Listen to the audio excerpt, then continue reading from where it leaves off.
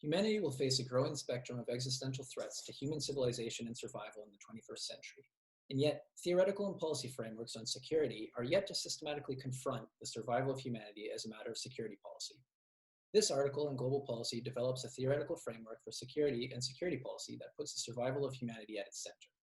The paper begins with a definition and typology of anthropogenic existential threats, or threats that have their origins in human agency and that could bring about, minimally, civilizational collapse or maximally human extinction.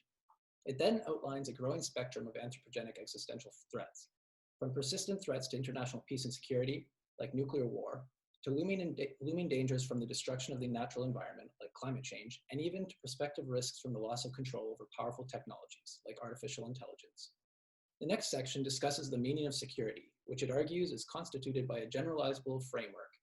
Security implies protection from threats to the survival of some referent object.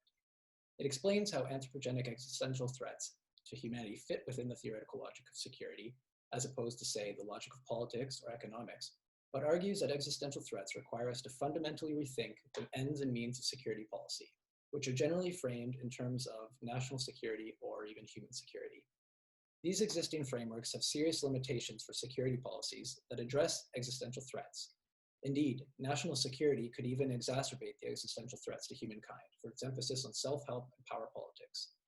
Existential threats to humanity pose a problematic that is distinct from human security's focus on the individual or civilian populations and national security's emphasis on the nation state.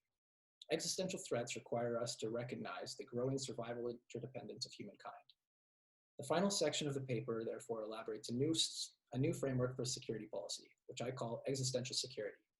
Existential security makes humanity its referent object, takes the long-term prosperity and survival of human civilization as its primary value, sees anthropogenic existential threats as the principal threats to security, conceptualizes mutual resilience and restraint as the means and modes of protection, identifies nation states and global political institutions as the main security actors, and adopts an intergenerational perspective of the time frame for security policies.